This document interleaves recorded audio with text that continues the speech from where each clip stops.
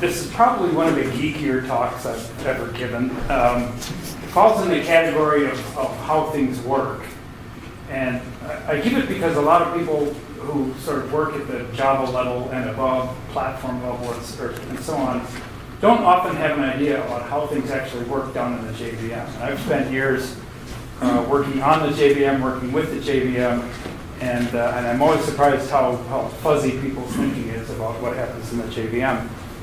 And in particular, I find people, especially as I'm out working with customers of ours, I find people bending over backwards to do things with their code, sort of destroying modularity, destroying readability, destroying all the good things that we like to have in our code, all for the sake of what they think is performance.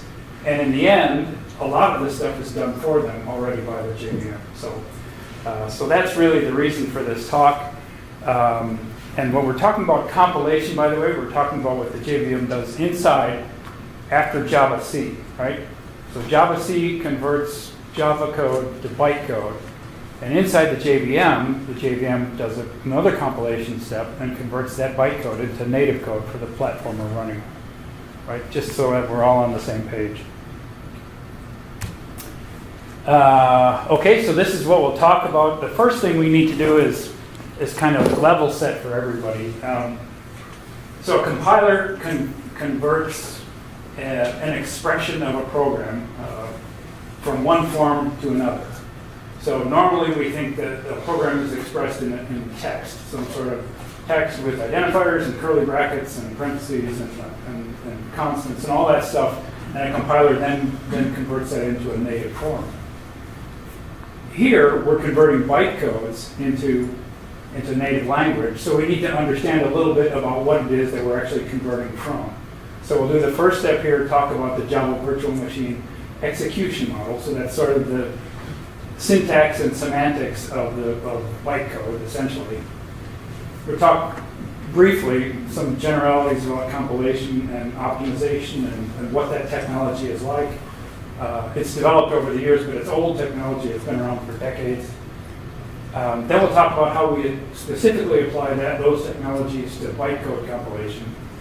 And then finally, I'll give you some examples of how different Java constructs, things that we write in the Java language, actually get interpreted and then optimized by the JVM.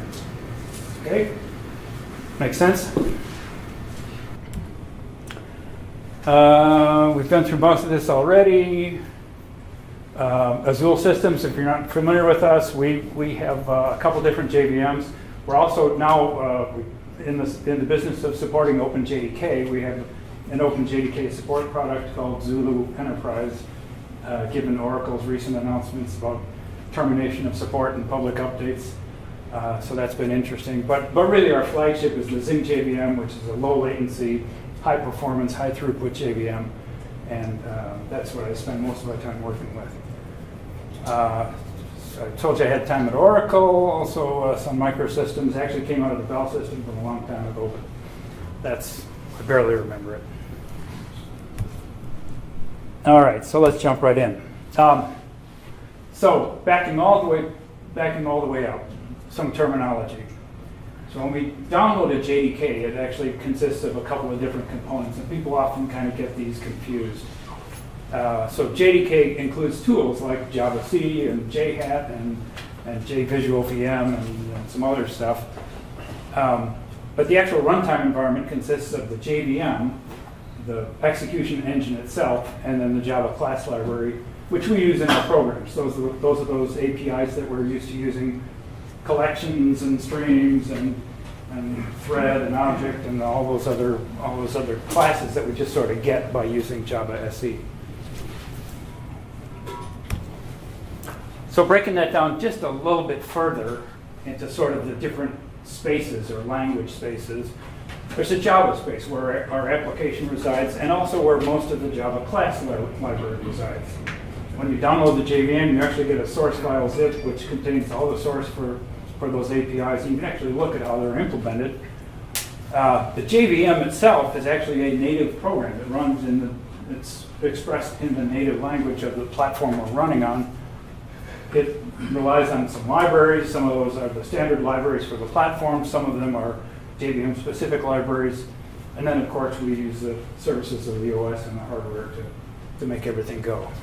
Okay, so that's all sort of native space over there. So far, so good? All right, so how do we actually work? Well, we take source files, not all in Java, by the way, of course, right? There are other languages beyond Java that run on the JVM. So we run them through our compilers. They're converted into class files, and those class files are the basic input for the JVM. Sometimes those class files are bundled together into a thing that we know of as a jar file, and that's how we most often see them. But really, the basic unit of input to the JVM is a class file.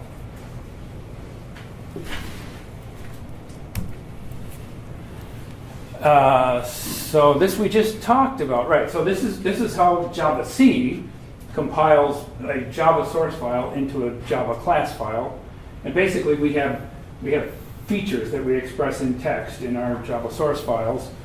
A class or an interface definition. What are the super interfaces? What are the interfaces that class or interface inherits?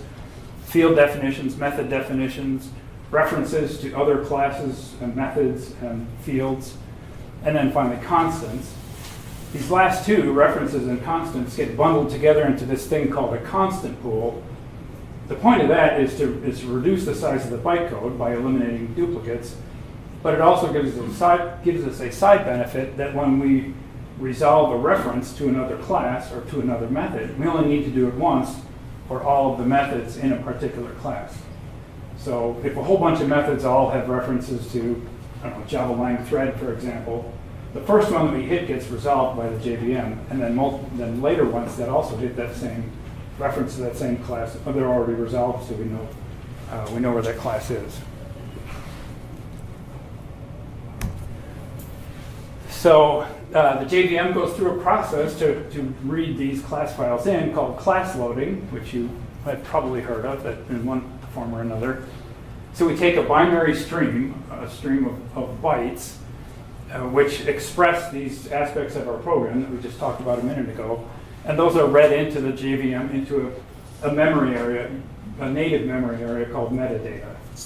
And depending on the JVM, those are expressed differently.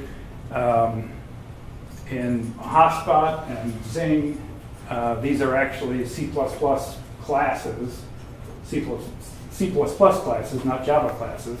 So they're actually C++ objects. In JRocket, if anybody remembers that, these were actually C structs.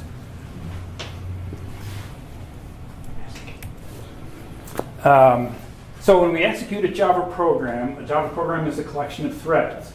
A thread is a stack of Java frames. Each Java frame represents a method invocation. Typically, our Java program starts out with a single thread, a single method invocation, the main method, and then everything goes crazy from there.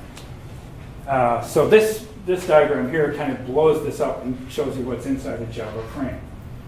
So as our Java program executes, the semantics of bytecode expects there to be an operand stack. So the Java execution model is a stack model. We push operands onto the stack and then invoke an operation, and then the result is left on the stack. Old stack architecture thing. I don't know if you've ever worked with one of those before, but so that's what the JVM looks like. In addition, we also have local variables, which makes it kind of a hybrid stack model. And then, of course, the parameters that are passed into our method are also part of our Java frame. Question. Yes? Operand stack, does that effectively give you like unlimited registers, so to say? Maybe? Yeah, essentially. Although the JVM will actually analyze your bytecode and confirm that you're not actually building an infinite stack. So it'll make sure that the stack balances out at the end of your program. You can push it, 1,000 items deep, but eventually you've got to pop them all out. Yeah, Jim. So the stack is, it's a paradigm, it's not the actual physical stack of the processor. Correct. Yes. And you would use pointers to the stack as opposed to. Yes. Okay. And actually, thank you for bringing that up. That's an excellent point. This is all sort of conceptual. How the JVM actually represents this stuff is completely up to the JVM. And as we'll see, this model actually gets broken apart and represented in some very unusual ways once we get into compilation and optimization. But at least as far as the execution model is concerned, we have a stack. We have some sort of way of simulating a stack, and some sort of way of simulating these parameters and locals, and how they're actually passed between methods and all that stuff. That's all JVM-specific implementation details. Index of next bytecode, does it only refer to the bytecode in the same frame, or can it refer to bytecode in different frames? Same frame. So we have a current method. That's the method that we're executing, and that's represented by an array of bytecodes, or technically a sequence of bytecodes. And then the current class is the class that method belongs to, and then that index is actually just an index into that array or sequence of bytecodes. Those frames have nothing to do with programmatic flow, correct? Well, they do, because they represent a method invocation. So as soon as, for example, your main method, the entry point for your program is invoked, that pushes probably our oldest frame here, right? So the very first frame that gets pushed is the invocation of the main method, and then we invoke other methods from there. Some of those might start other threads, so then there'd be other threads with the same sort of thing. In actuality, I'll get you in a second. In actuality, these frames are actually kept on the machine stack, the machine execution stack for each thread. But it takes a fair amount of juggling things around to make that all work with the Java semantics. Yes? I think we take it with your parameters and locales. These are pointers to other places in memory. They can be shared across stack frames. Variables can be shared across. No, this is all local to this particular frame. Oh. So these are the parameters that are passed into this method. When you invoke a method, when we invoke our main method, we get an array of strings, right? So that's one parameter, right? String array args is the way we sort of normally default to it. And so that's a single parameter. It's a pointer to an array object, which then has pointers to other string objects. Yes? So the demarcation of each frame is really the same as my code. If I have 1,000 lines, one method, my JFrame for that method is really that long. Yes. Yep. So that- Sure. Yep. So at a class Sorry. At a class level? At a method level. A method level. At a method level. At a method invocation level. So if, for example, you have a recursive method that calls itself, right? We do that sometimes. Then each invocation of that same method will have its own frame. Yes? So if I'm reading the stack trace, each line on the stack trace is corresponding to one Java frame then? Exactly right. Yep. Operand stack, what is that like for? What do you operand stack? Oh, so that's the so each frame has an operand stack. Starts out with size 0, and as bytecodes are executed, operands or values are pushed onto that stack. So if we want to add 1 plus 2, for example, we'll push 1, push the constant 1, push the constant 2, and then and this is 3 bytecodes, and then invoke the bytecode for add, and that will leave the numerical value 3 on the top of the stack. Oh, okay. Right. So it's kind of like those RPM calculators that used to be around. Some people still love them. But. So when you do an expression A plus B minus C, you push those A, B, C into that stack, and you execute bytecode on that stack. For the arithmetic operations, correct. Yep. And each frame, each invocation of a method has got its own independent operand stack. So So what actually happens when you invoke a new method, I'm getting too deep now, sorry. When you invoke a new Java method, you actually pass the parameters to that method. You push the parameters to that method onto the operand stack, and then those are copied to the parameter field of the next method that you invoke. So push them one at a time, and then invoke the next method, and it'll pull those off the operand stack and put them into its parameter area.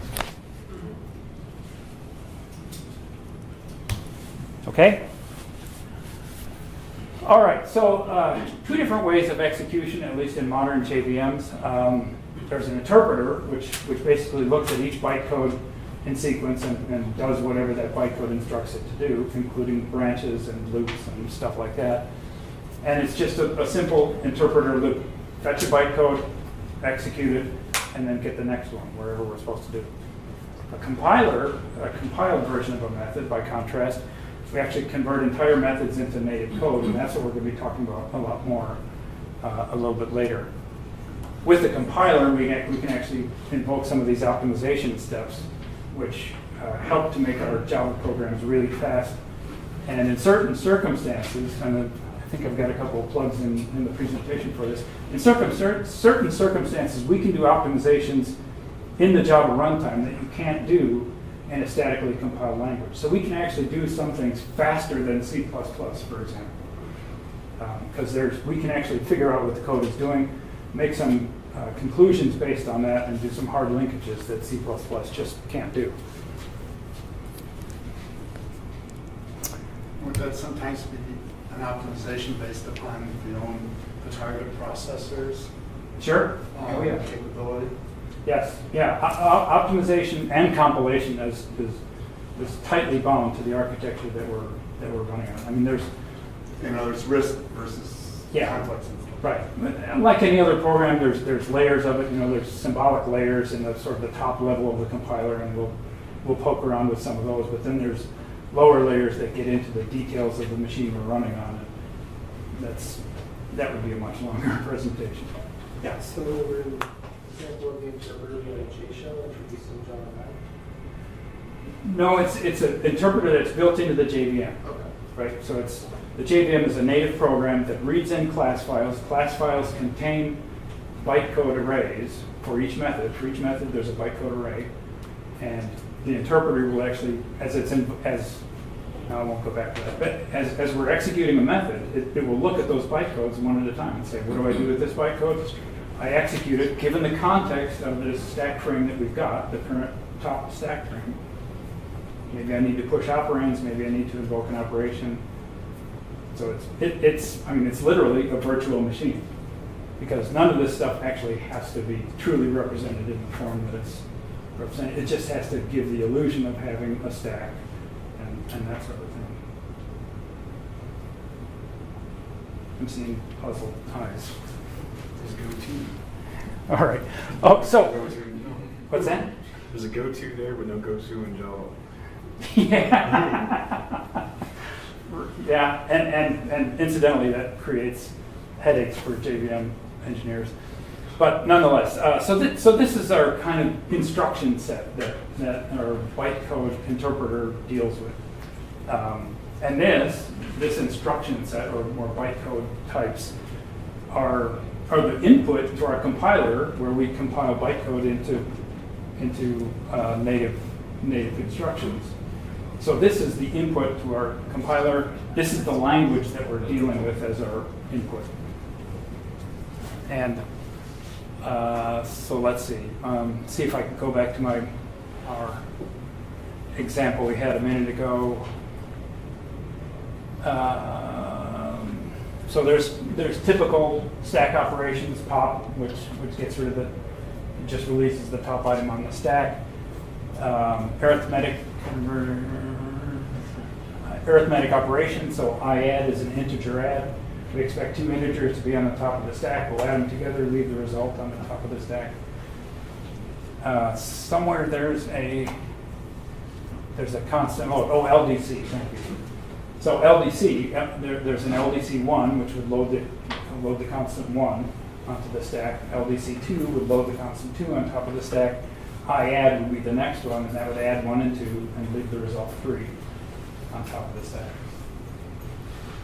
Just as a very simple example. So far, so good? And these are a result of your code. Yes, correct. The Yes, this is what the you're. mezzanine level of the process. Well said. Yep. Your Java code gets converted into this bytecode, these bytecodes. So just as an example, when we invoke a new operation in Java, we're creating an object of a particular type. We give new, and we give a class name, new object, left parent, right parent. So there's actually a new bytecode, which was in that list back there, and it's followed by an index into this constant pool, which I mentioned before. And the constant pool maintains our references to external objects, or external classes. So in our class, the application class that we've written, we have, for example, a reference to an external class that gets stuck in the constant pool in a textual form, and then later the JVM will look through all of its data and says, well, let's see, have I actually loaded JavaOne object yet? If so, then I can actually replace this string, which represents the class name, with an actual pointer, a native pointer to where that class is actually loaded. If it's not been loaded yet, then we have to go through that class loading operation. All fields then on the class will be stored in that constant pool. All references to external classes, fields, and methods. So if we've written a class called our class, and it's got references to JavaOne object, JavaOne thread, whatever, those will actually appear as strings in this constant pool when we compile our class. And then when we're actually executing, the JVM is going to look in its directory, in its class path, aptly named. It's going to look in its class path for JavaOne object, JavaOne thread, and so on. So when I'm defining a constant in a class, and when I'm defining actually like a reference to the other class, they'll both be on the same constant pool. Yes. So, I mean, that part of the constant pool isn't all that helpful. If you happen to use the integer 28 in one method and then use it again in a different method, both of those will get stuck in the constant pool and they'll be recognized as a common constant. But it doesn't save you all that much. The real value in the constant pool is in these references to other classes. Okay? All right. So similar, a little more complicated. So when our program is actually referencing an external field, say a field in another class, or even a field in the current class, that will actually get compiled to our bytecode. These are our bytecode array from top to bottom. So there's a bytecode, actually there's several different bytecode types for get field, which is getting a field out of a current object. Get static gets a static field from a class. Put field and put static do the opposite.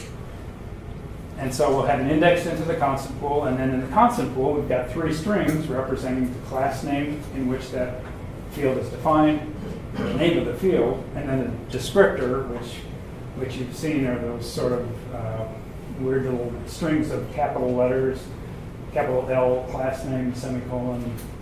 It's an abbreviated form for a type. Yes? I was wondering what the L means.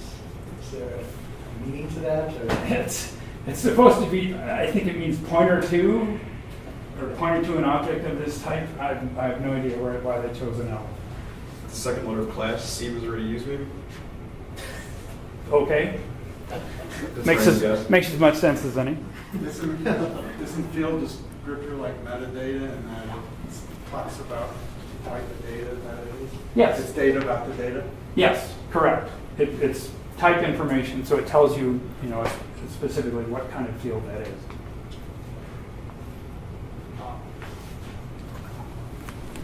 But it's a compact form. Yes? So maybe when the program starts, then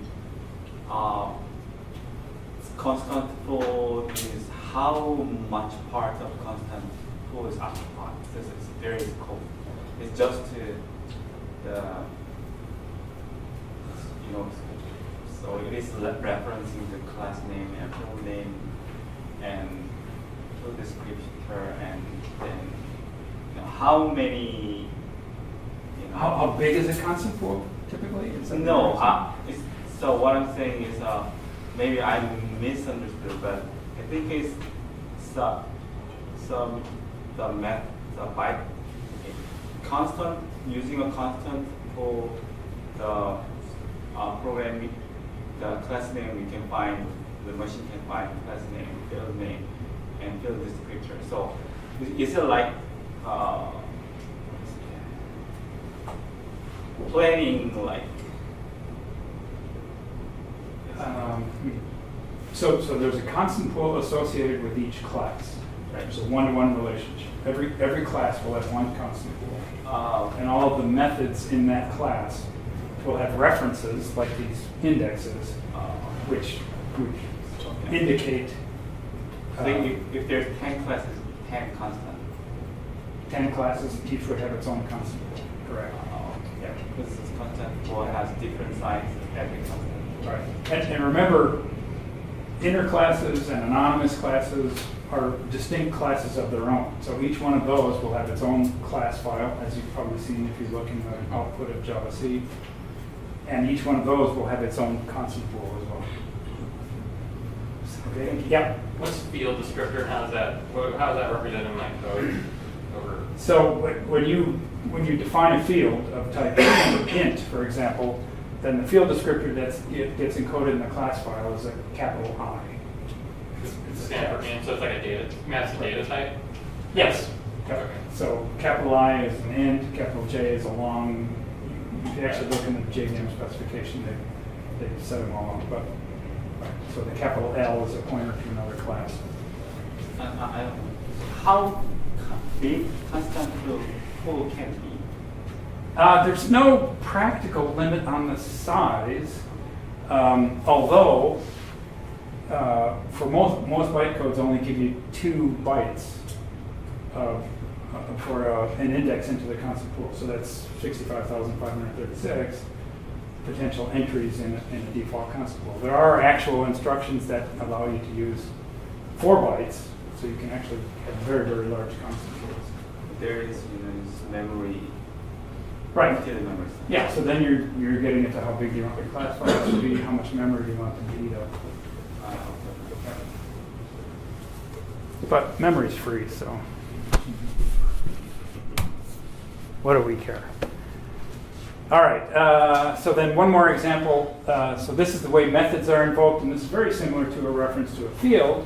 We have a bytecode, which is one of these invoke types. There's another one that's not up there, invoke dynamic, which has a completely different form and which is confusing as I'll get out, so I'm not going to bother with that. Anyway, so we have another constant index into the constant pool. There's a couple of internal references, and that breaks out into these 3 strings, which precisely describe the method. The name of the class that defines the method, the name of the method, and then the descriptor, since we can actually overload a method name with slightly different argument types in a class. So those 3 things will uniquely identify a method.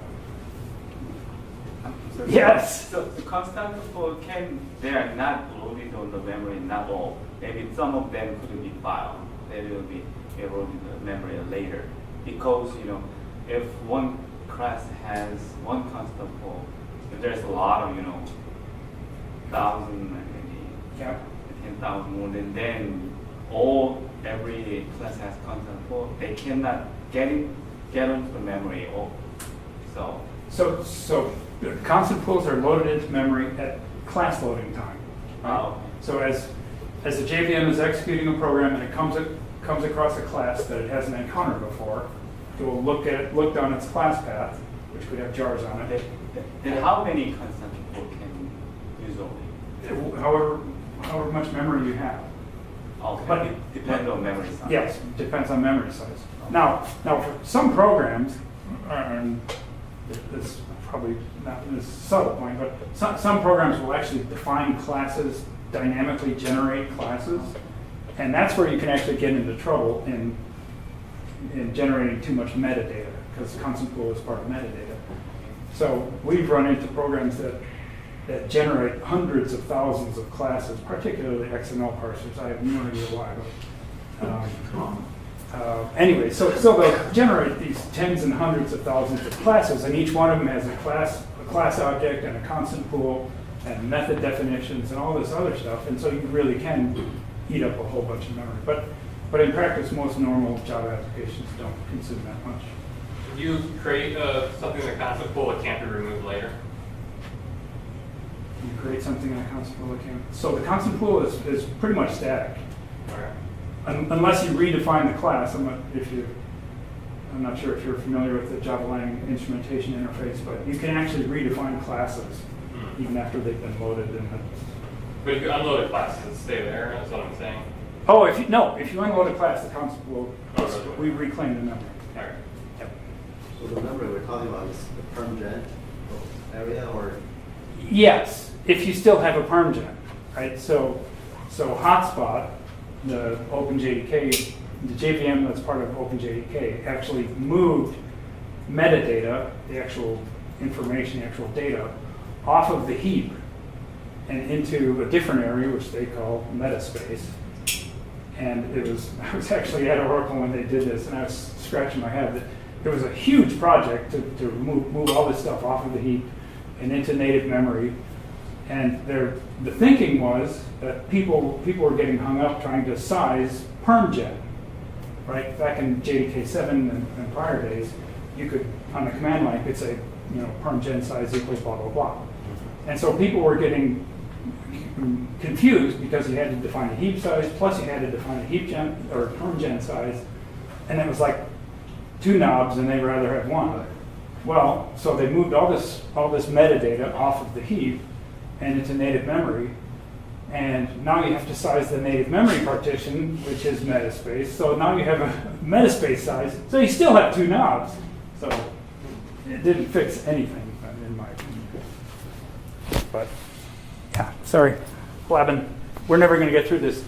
Okay, so a heap is where we store all of the objects that we create. When we invoke a new operation in our Java application, it creates an instance of a particular class. That instance, that object, resides on the heap. The heap is created when the JVM starts up. It typically has a particular size. Some JVMs allow that heap to actually expand if necessary.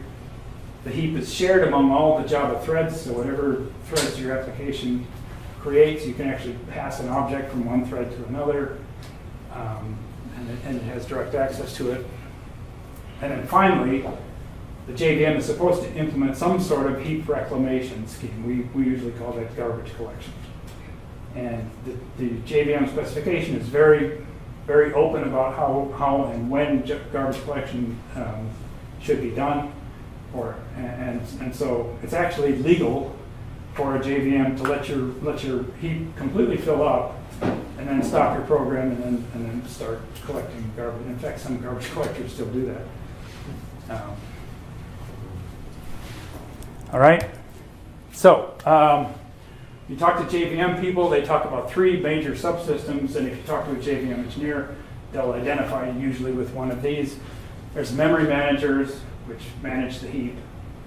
Particularly, there's people who work on compiler teams. We had Chris Tollinger, oops, that was CJ. Sorry. A couple weeks ago, he came in and talked about the Growl project. And then you got runtime people, which I personally think is the most interesting part of the JVM, but never mind. And that's pretty much everything else. It's the interpreter, it's the class loader, it's the verifier, which is the thing that actually looks at your class file as it's getting loaded and make sure that it's not going to corrupt the system. So that sort of stuff is the runtime. Okay? All right. So now a quick high-level survey of compilation and optimization. If you ever had a compiler class in school, you probably ran into one of these Dragon books. They've been around for, 25 years or something.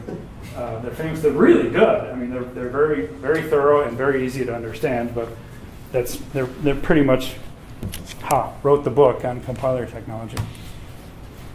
Okay, so one of the first things we do when we're compiling a program or compiling anything from one representation to another is we convert it into an intermediate representation. And this may be taking you guys back a couple of years when you had this in school. But basically you break it into tuples, into single operations. So here's an example where we have an arithmetic expression, and we break this into a couple of tuples, each of which has a single operator in it, and then those operators get moved around. So T1 is a temporary variable, T2 is a temporary variable, and then we finally can compute X by one more. So this probably feels kind of familiar based on what we've been talking about with the stack language for the JVM. And as we'll see later, this is a particularly convenient format for compiling programs into JVM. So this is sort of our first step in compilation. We break all of our expressions in our program into this intermediate representation. And then we form up basic blocks. So basic blocks are sequences of these IR tuples, and each of them indicates it has a single entry point, it has a single exit point at the bottom. And what we know from that is that if we start executing at the top, we're going to go through all of those tuples, all of those IR nodes, and then we'll exit at the bottom. So they're a single logical chunk of execution. So if you have an if statement like here, and so we break into two different basic blocks, each represents a single unit of execution that should stay together. So we can move these things around and change their order and put them someplace else and branch to and from them. But as long as these tuples stay together, then the program is logically correct. Yes? Is this related to save points at all? Not really. No. Save points are more related to garbage collection. Oh, okay. So that's another talk. Sorry. When you compile your methods, the output would be like those multiple bytecodes depending on the if condition and branching. Mm-hmm. Yes. Yeah, there are bytecodes. Well, you notice the go-to, but there are bytecodes for conditions, conditional branches, and so on. And that's how does coverage works. I mean, they count like the number of branches to a method, and which one is executed by your test. Yes. Okay. Yeah. Yeah. So if you're using some sort of APM tool, application performance management or monitoring or whatever. So that will actually, I've talked about, we mentioned class redefinition. So when you tell your APM framework to monitor a particular class or a particular method, it's actually going to redefine it and put in several new bytecodes in there to maintain statistics about how often it takes each branch and so on. So it actually changes your program to insert these little monitoring points. All right, so we break our program into IR tuples, then we form them into basic blocks. There's another, this is a little bit more recent. Static single assignment is a discipline, for lack of a better word, for how to use these tuples, and it basically says that these variables are written to exactly once, hence static single assignment, and that every variable has to be defined or assigned before you can actually use it. And those restrictions didn't exist in the old days with just tuples. And what this allows is it allows construction of these sort of mathematical graphs, directed acyclical graphs, and UD tables, which are use definition tables, and those form a data input to our optimizer, where we can now do very interesting things with these tuples.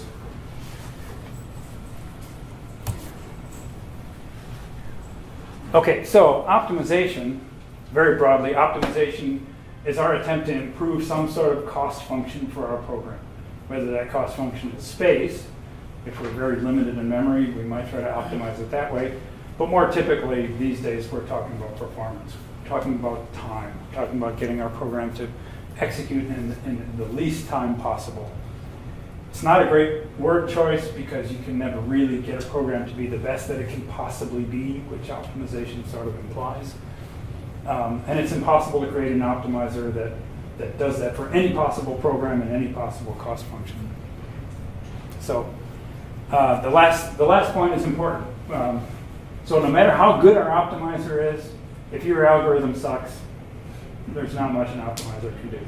So for example, the old bubble sort, which has a computational complexity of n squared, just can't compete with a quick sort, no matter how we optimize it, which has a considerably lower computational complexity.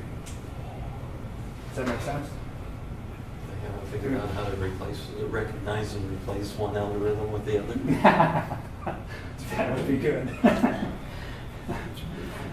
So we'll do our best to make your code run fast, but if your code sucks, I'm sorry.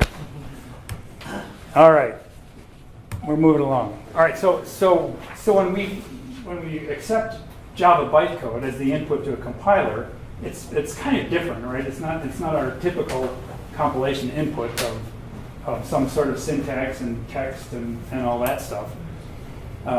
So there's some things we can do different. First off, there's no front end, right? We don't have to do any lexical scanning or any of that stuff. Second, we got to deal with this stack. Somehow we have to convert this program, which expects this stack operation, and we have to convert that into these tuples, which expect kind of a flat memory model. So basically, the stack position, so stack position number 1, number 2, number 3, number 4, at a particular point in the program becomes a temporary variable. So that's sort of like the first thing we have to do. The nice thing about bytecode is it's already in postfix order, right? We push operands, then we invoke an operator. So that gives us a very easy unit of translation into our tuple IR, which is a single operator and multiple operands. You may have heard the term tiered compilation. Anybody know? Okay, so basically it's a technique that Oracle built in the hotspot. I think it started with JDKA. Basically, they'll do a first compile of your method.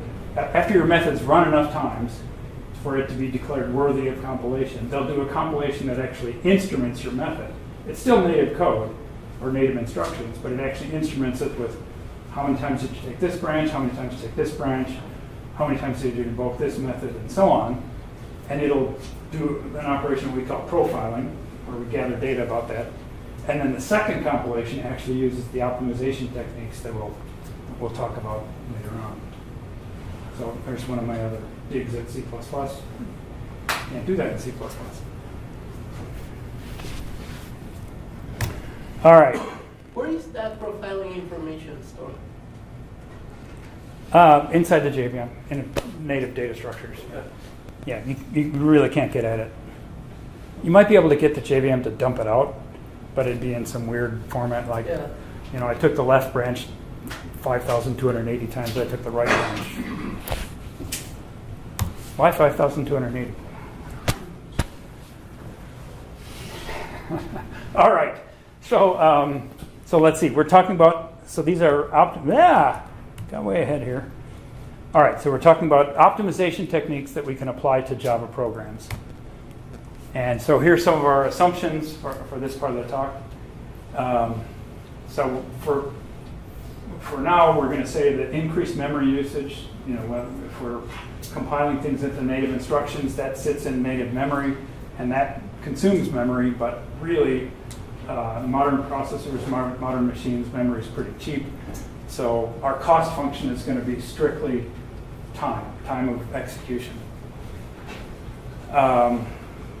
And the idea is that we're going to invest CPU time in analyzing and optimizing these methods that we wrote with the thought that we're going to recover that CPU time later on. This is a long-running program. It's going to run for hours or days or months.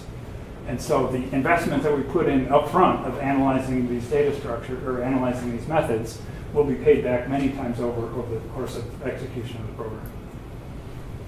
And then we also make the assumption that debugging info isn't needed because we're going to do some transformations on the methods where if you try to translate it back into the Java code that it actually invoked it, you really can't. There's not sort of a one-to-one correspondence between what we've generated due to our optimizations and what you actually wrote, even though they're functionally the same. Yes? Does that mean if you're debugging a program and stepping through the uncompiled code, like avoiding running the native code while you're doing it? Or does it just kind of like reconstruct? It can still compile into that first level compilation, but if you have debugging turned on, many of these optimizations will be disabled. Okay. So you won't get peak performance if you have debugging turned on. Even if you don't have a debugger connected, it still has to maintain that illusion that you can connect at any time and say, hey, what's the value of that local variable? And it has to keep track of that for you. Okay, so first optimization we'll talk about is something called devirtualization. So when JVM invokes a method from another, particularly a non-static method, it has to go through a virtual lookup. It has to say, where on this chain of classes is this method actually defined? So here's an example. We have a class A which defines two methods, method 1 and method 2. Class B is a subclass of class A, and it overrides method 2. Okay, so if we invoke something on method 2, it has to figure out which one of those two method 2s. Is this an object of type class A or an object of type class B? Right? We all understand the inheritance. Okay, class C, again, another subclass of class A, overrides method 1, but is impossible for you to create an instance. It's all, heaven knows why somebody put an instance method in something that's going to be all static, but never mind. Okay, so the point here is if we have a variable that's of type class A, and we invoke method 1 or method 2, in both of those cases, the JVM has to do a virtual call. It actually has to look through the class hierarchy, find the method that's being invoked, and then invoke it. And to give you some idea of how the JVM does that, and I hope this is not too much detail, so here we are, class B extends class A, method 2 gets overridden. Each class has a thing called a V table. And these are hardware pointers to the actual methods that are going to be invoked. And so class A's V table has two methods, has pointers to two methods, the class A definition of method 1 and the class A definition of method 2. Class B inherits method 1, right? It didn't override it, so it still maintains a pointer to there, but it defined its own method 2, and of course it defined a brand new method 3. And so that's how this works. So when method 2 gets invoked, for example, the JVM will look at the second entry in the V table for the class of the object that is being invoked on. Is that complicated enough for you? So it'll look in the second entry and follow that to method 2. Second entry is always method 2. Those class A, method 1, and etc. are stored in constant pool? No. They'll be stored in a code pool somewhere. Okay, so it's actual pointer to the bytecode. Yes, either the bytecode or the compiled version, depending on if it's been compiled or not. Yep.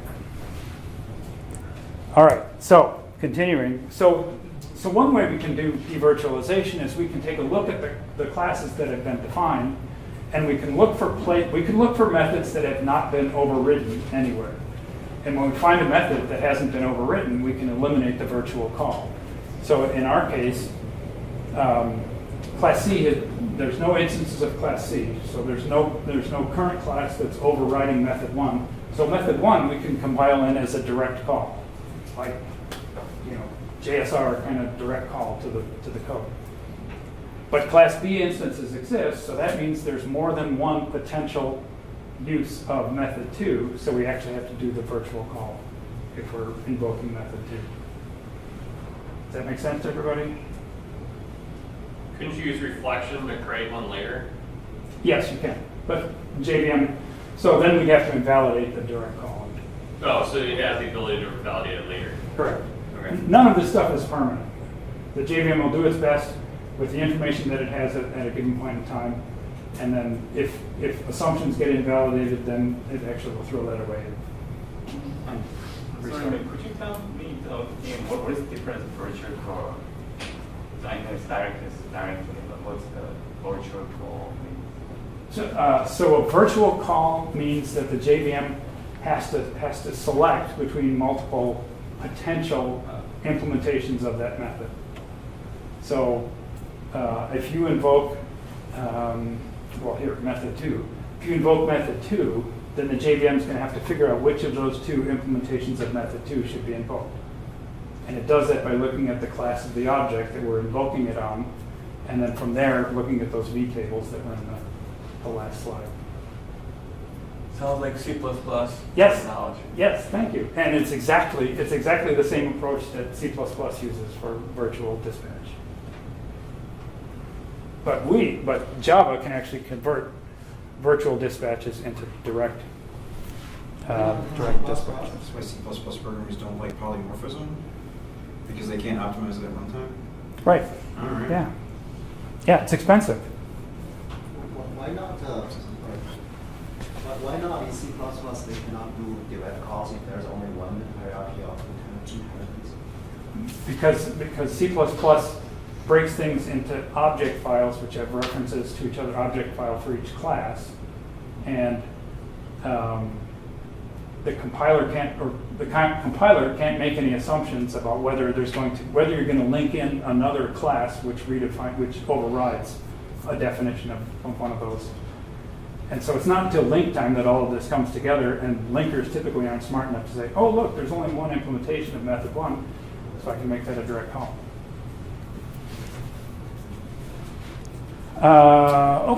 Okay, right, enough digs at C++. Okay, so another way we can do this, here's the runtime profiling. We talked about tiered compilation. We do the first compilation, we begin to understand how the program runs.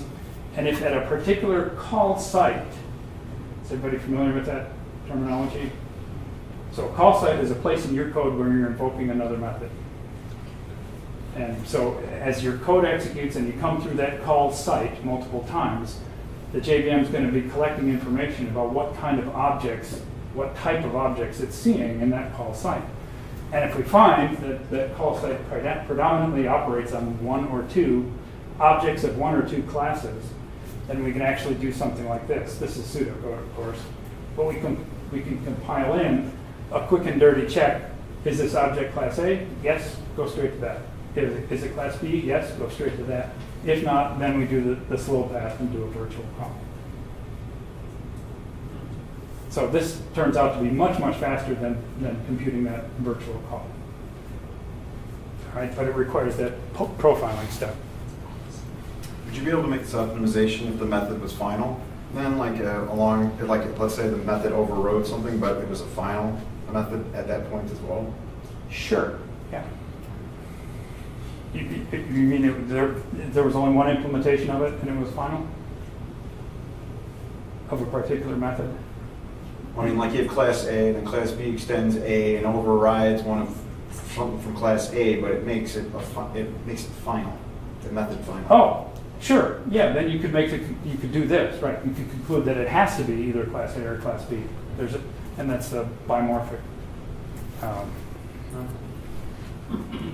option. All right. So another way that we can eliminate these virtual calls, and we'll talk about that in a second.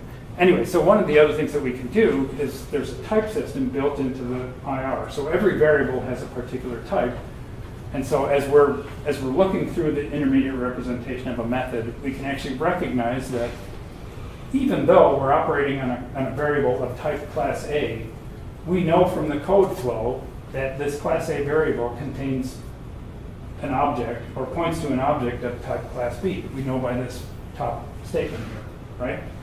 So now when we get to this class A dispatch or call to method 2, we, instead of doing okay, let's see, which method 2 is it? Well, we know which method 2 it is. It's the one defined by class B. So we can actually convert that into a direct call as well. Does that make sense? Right? Because normally if you invoke method 2 on a variable of type class A, it has to figure out which method 2. But because our optimizer is looking through these basic blocks and it knows that this class A variable has an object of class B, we know exactly which method to invoke. Right? There's only one possibility.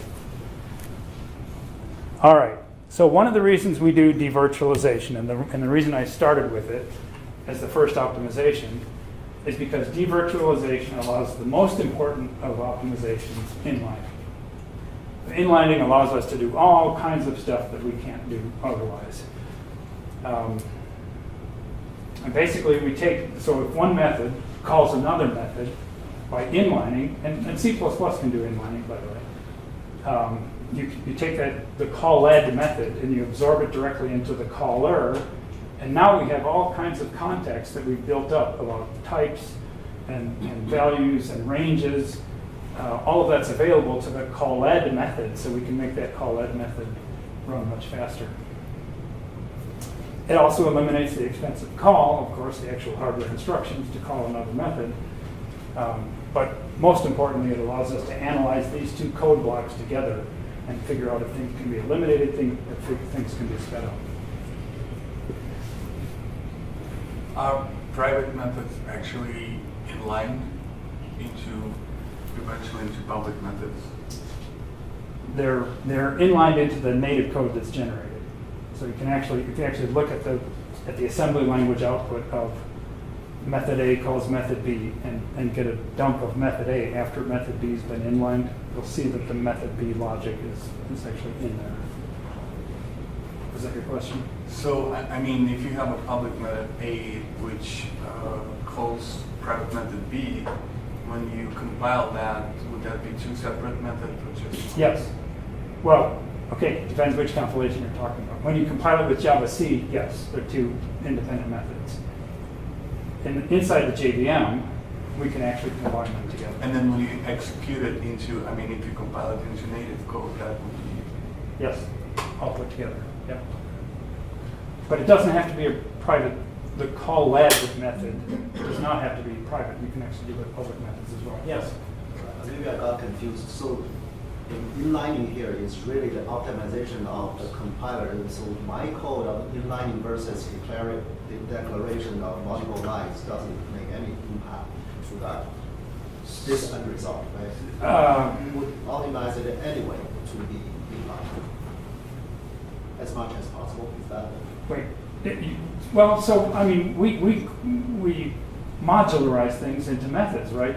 To separate functionality, and that's a good thing, right? That keeps us as programmers understanding what the heck we did and why we did it, and it allows reuse of code, right? So multiple different callers can use the same called method. If it's a utility method or something, you might want to do that. So I guess my point is, it doesn't help for me as a programmer on the top level to prefer inline method versus not, right? Oh, right. You are doing this anyway. Yeah. Programmer really doesn't have any control over this. Right. I'd say that with a slight exception. There actually are directives. There are things called compiler directives, and if you want to, you can override the system that's built into the JVM and instruct it to inline method B into method A in a particular class or whatever. There are ways to force the JVM to do that if for some reason you think that's going to be better. But typically the JVM does a pretty good job of collecting information and understanding what's going on and how often. So let's see. So having inlined something, let's see what that can allow us to do. So there's another kind of optimization called unboxing, which is enabled by something called escape analysis. So take a look at the original code here. We have a utility routine that says print int, and as its sole argument, it accepts a capital I integer, which is an object, right? So capital I integer, it's a small object. It contains just a single small I integer, and we're going to simply print that value. So if we have a caller of that utility method, print int caller, and he's going to call it with a value of 1,000, that 1,000 is actually an integer, small I integer, right? It's an integer constant. So what Java C actually compiles, it does this for us. It recognizes that there's a mismatch between the parameter types, and it will actually box up that integer, small I integer of 1,000, into a real object, a real capital I integer object, and then pass that to our routine. This happens all the time, thousands of times. And depending on which program does, that can create a great deal of unnecessary load on the memory subsystem. Because you think about it, all you're doing is taking the integer 1,000, the binary representation of the number 1,000, boxing it up in an object, passing that to this routine, which then unboxes it to get back that integer and actually print it out. So if we actually inline print int, the callEd method, into print int caller, the calling method, then we can actually make some conclusions about what this program is actually doing, and we can eliminate this boxing. Right? We can recognize that an integer is being boxed up, and then it's being taken out, and then nothing is ever done with that object. It just gets reclaimed. We can recognize that in an inline, in a single method, because the object never escapes. And so we can then avoid the creation of the object altogether. Yes? The toString there, is that an error? That should be int value on the JVM compiler? It's a capital I integer. But there's a toString, but there's an int value on the other side. Yes. I'm just asking if that's an error. No, that's a good question. I think you're right. I think. Okay, I was just making sure. Yeah. Yeah, yes, because that's the unboxing operation. Wow, how did I get that there? Okay, thank you. Sharp eyes. Okay, so does that make sense? Boxing and unboxing. This, and in particular, if we create an object within the context of a method or an inline method, and we create that object, we do a bunch of stuff to the object, we invoke some methods on it, and blah blah blah blah, and then we never use the object again. It never escapes the current method. Then we don't even need to create the object. We can simulate all the fields of the object with temporary variables, and so we don't even have to do the allocation off the heap and then leave more work for the garbage collector to do. Make sense? Okay. All right, so that's a big one. I'm getting warm.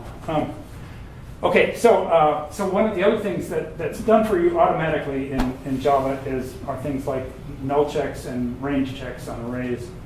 And inlining can help us eliminate some of these.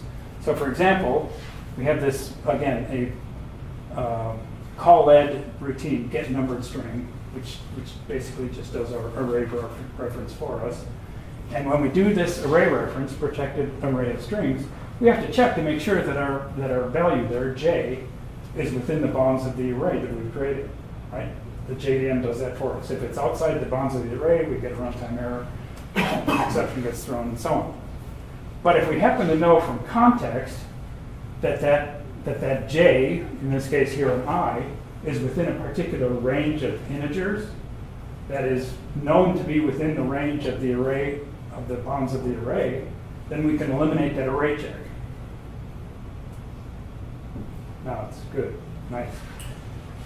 So that's another thing we can do with inlining is we could say, hey, look, we know this index variable I is always between 0 and 9. It's never outside of it. And that is definitely within the range of our array, which we know to be 100. So we don't have to do that array check. You can do similar things with null checks.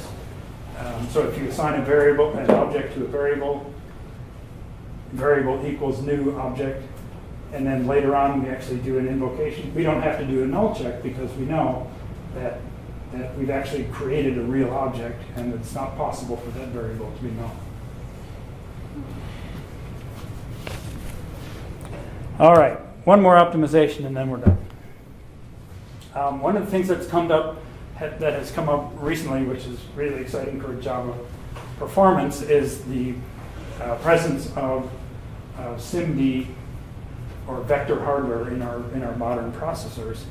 So here we've got a Java method which computes an inner product. We get two arrays, we compute the product of each corresponding pair of array members, and then we add the whole thing together.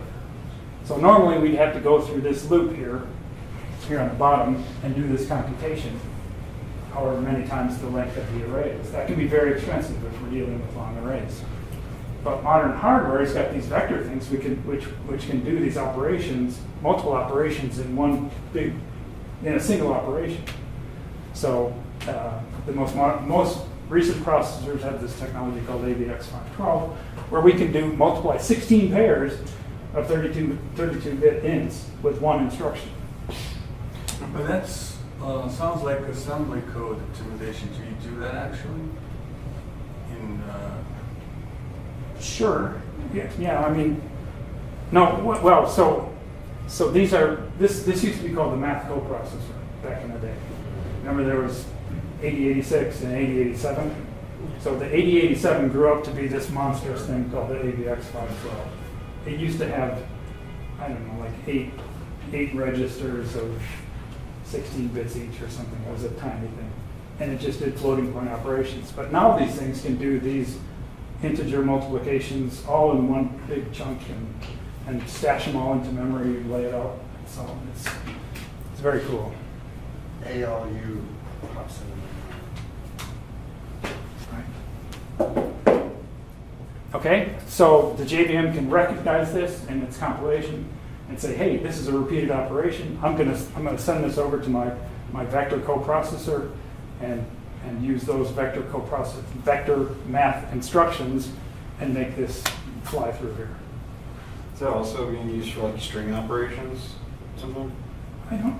And there's probably string operations in those as well, but I don't know for a fact.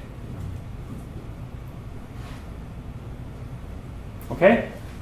All right, and then last slide. And we talked about this already. So these compilations, these optimizations that we do, some of them are only temporary. The assumptions that we make can later be violated. If we have a single implementation of a method and then a class gets loaded and an object gets instantiated that allows the possibility of an invocation of another implementation of that method, then we have to tear down all the methods that have those direct calls that we talked about in the devirtualization part. So we have to take all those apart because suddenly, oh, jeepers, I guess I got to do some work. And that particular operation is called a deopt. It's where we take an optimized method and we just throw it away and pretty much start that from scratch. But that's done on the fly? It's done on the fly.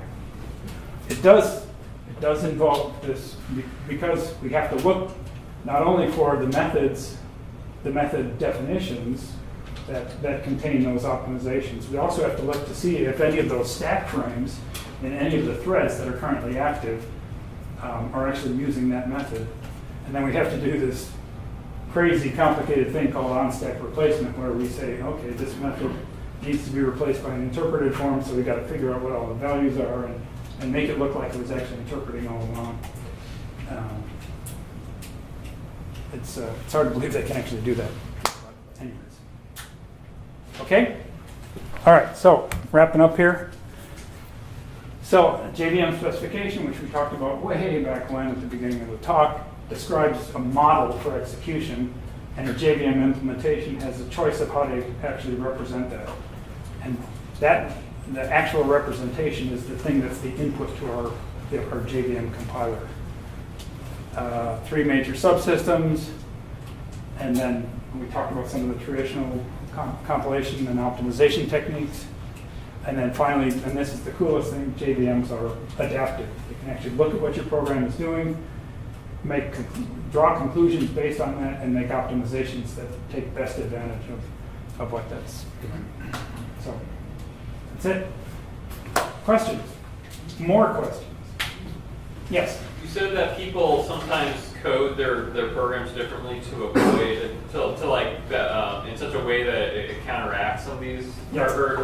And could you give me an example of times you've seen somebody do that?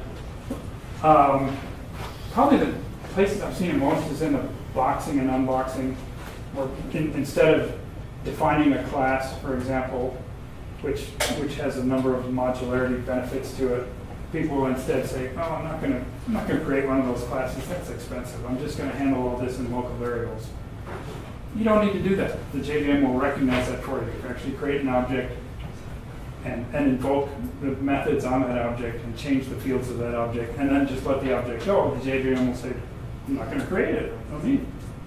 That's a good idea. So I don't have to worry about boxing and unboxing. Correct. Don't worry about going through your code and making sure everything's consistent. Yes, yes. Okay, it's good to know. Yes. One question today, a lot of stuff about Kotlin and using JVM. Does Kotlin use the same methods as far as Java, or is it a little bit different? Yes, yes. Although, to be fair, I'm not sure how much, the benefit you get from these optimization techniques working on Kotlin is somewhat less than working on Java, simply because Kotlin generates class files and bytecode representations of methods, which are much more complex than we typically write in our Java programs. So, yes. The short answer is yes, but qualified yes. Yes? Are there any optimization techniques within the JVM used for correcting oversizing of variables? Say you're assigning lots and lots of doubles and you're not actually using that amount of width. Is there any way to optimize that? That's an interesting question. I don't know. I mean, last time I dug into this code, there were some 35 or something different optimizations and they used to be applied sequentially. I would look at a method and say, can I apply this optimization? Can I apply this one? I don't remember one of that type though. I'm trying to shrink the data type. Also, is there a good way of storing data securely in memory? I know that there's an issue about storing passwords in credit card data as strings versus character arrays and how that works in memory. Well, I don't know that I have a quick answer to that. If something, I mean, maybe one of the nice things about Java is the churn that goes through the heap as you're creating and reclaiming objects, right? And as the garbage collector operates, it will actually move objects around, right? It'll compact them in certain phases of garbage collection. So even a determined attacker looking for particular information on the heap is going to have a hard time knowing, you can't just take a hardware address and say, I know the password's always at hexadecimal address, because in Java all bets are on. But I can't think of anything specifically that you could do otherwise. Yes. Sorry. Okay, you mentioned about the boxing and unboxing. Mm-hmm. So I think it's Java is provides the auto automatic boxing and unboxing. Yes. And then the integer seems to be acceptable, but what about double and float? If we could not, put some L or D, Yeah. it could So- be made to L. Yeah, all those double float long, all those sort of boxed basic data types, those can all be worked on there. One of the things you might not be aware of is that capital I integer, and I think all the other basic ones too, keep a private array of commonly used integers. So if you try to create a capital I integer of the number 5, of the integer 5, for example, you'll get their private copy of a boxed 5. It keeps, I think the first 256 integers, 0 through 255, are kept privately by the capital I integer class. And so when you say, give me a boxed 5, it says, oh, I've got one right here. There you go. Because they're immutable, so why not? But anything above sort of that 256 mark, it actually has to create a real object. The interesting part about that is it can strip your unit tests because those objects will be equal. Yes, right. Where in general they don't have to. When it make what a difference when we do the boxing and unboxing programming and automatic boxing and unboxing, is there any there could be any error like comparing after they, for example, if we put the integer into the hash table and then later you get the data from the Right. hash table. So that's, I didn't speak very much about it, but escape analysis, if your program does a box and unbox, for example, but after you've boxed an integer or a float or whatever, after you've boxed a value or boxed a series of values, and then you take that object and you store it in an external data structure somewhere, that's what we call an escape. So that object has escaped the local context, so we can no longer do that boxing. We can no longer avoid that boxing operation. If you plug it into a hash table someplace, right, then there's a pointer to that object, which is outside of the local. So you don't know what's going to be done to that object later on. So it cannot depend on the boxing and unboxing. So just I need to always, Yes. I mean, my point in the previous question about that was, don't avoid creating an object and operating on it just because you know that that object's going to be abandoned, right? Because the boxing and unboxing scanner, recognizer, optimizer within the JVM will recognize that and will avoid doing the boxing in the first place. So I think the question is related to how does that relate to my Java coding? Do what you have to do, and don't avoid using an object just because you know it's going to be abandoned.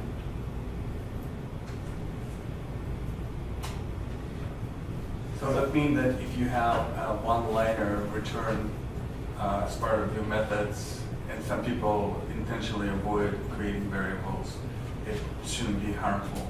Right. Right, yeah, Jim, sorry.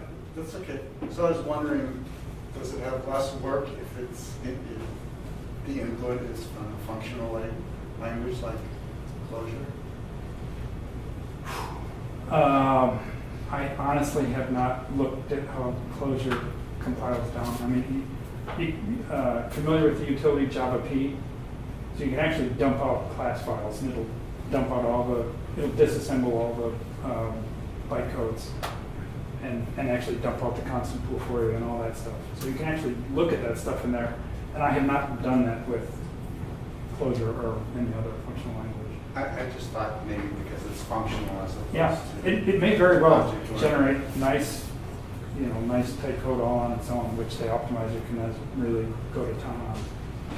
But it may be worth checking. Just to the conclusion. Thank you, Paul. Okay, you're welcome. Appreciate it.